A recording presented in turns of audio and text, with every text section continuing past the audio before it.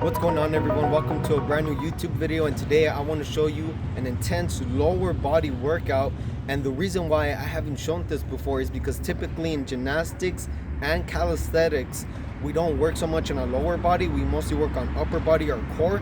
But the reason why I want to show this today is because I don't want you all to look like a chicken, because you don't want to be very bulk and strong from the top of your upper body and be kind of weak and scrawny from the bottom. You got to know how to balance it out. So nevertheless, let's start this video. So first, what you want to do is focus on your calf, and the way we're going to do this is tippy-toeing, but on like a box or some sort of step where we have more leverage to go down from like our heel and tippy toe. We want to have more leverage down. That way we could place a higher force, a larger force to go up, which works on calves. So this would be an example. So you put your legs together and start doing tippy toes. Go lower than the wooden box or the step that you have, and just keep going.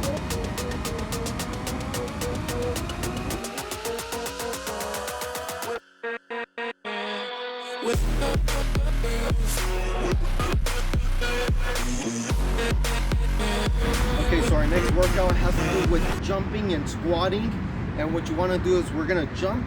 We're going to have both of our legs making contact on this box or surface. And what you want to do is you want to at least try to go for a height that's at least less or higher or about your hip. So what you want to do is you're going to squat down. You could use your hands for some momentum, but don't use too much because you want to push off with your legs. So what you're going to do is jump and then go back down. Again, you can use your arms, but don't use it too much because that's cheating.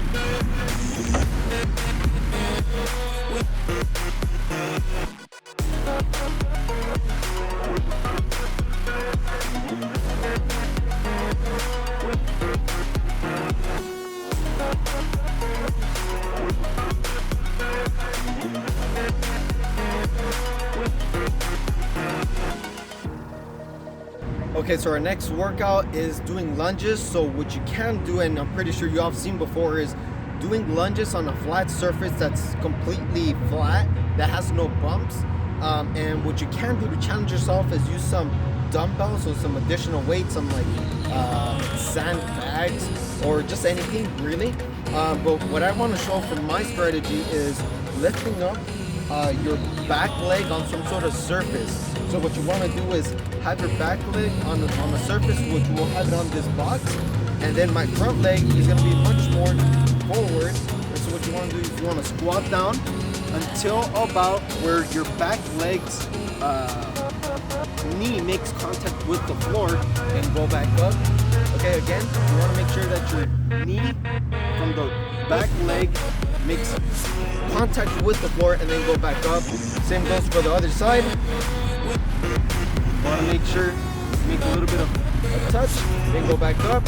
And this is very good good start off for pistol squats, which is when you only have one leg up in the air and you want to squat down, go back up, and you want to do the same thing with the other leg. So this is a very good start off because most of the weight is on your forward, on the leg that's more towards the front, which puts up more stress, more weight, and you're working more on your quads as opposed to your calf or anything else. But the idea is you want to make sure that you have some more weight towards the front. So this, having your back leg on the box behind you or some sort of like step, will allow you to put more weight and get you closer to getting a pistol squat.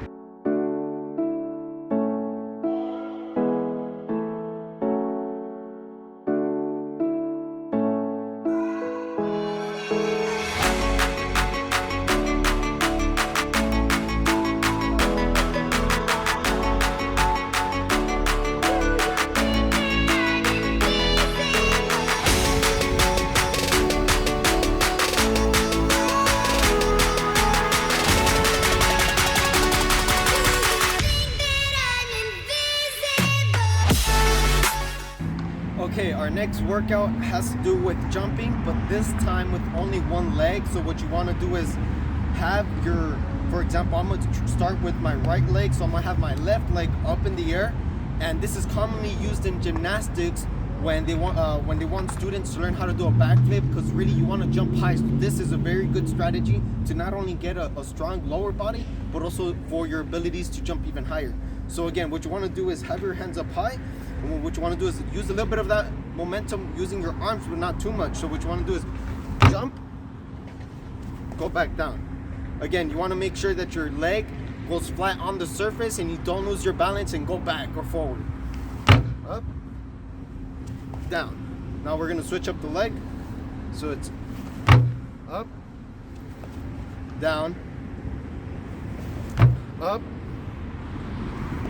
down. Okay, so I kind of lost my momentum going down, but the strategy is you want to have your balance, so you're focusing on your strength of your lower body, specifically your calves, because you're only using one leg as opposed to two, and you are making sure that you are working on your balance, making sure you don't lose, your balance going one way or another.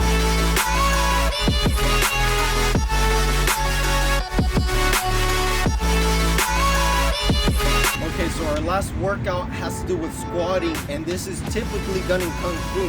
So what you want to do is just squat down about halfway, it's not too low, not too high, just about right. You want to have, in theory, your legs in a 90-degree angle, making sure that your legs are making a straight right angle. And what you want to do is, typically in Kung Fu they have a stick on here and you just want to hold it there.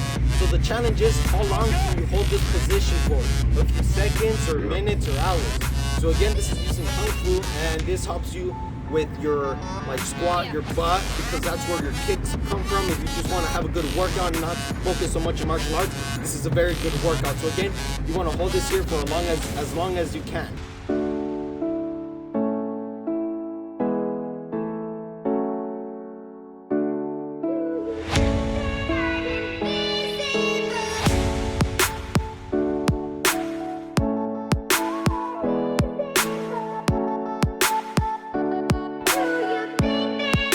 So I hope you enjoyed the video and these 5 workout techniques that have helped me develop a stronger lower body. If you haven't already, smash the thumbs up and subscribe, and I'll see you all in the next video. And don't forget, make sure you warm up to avoid getting any cramps.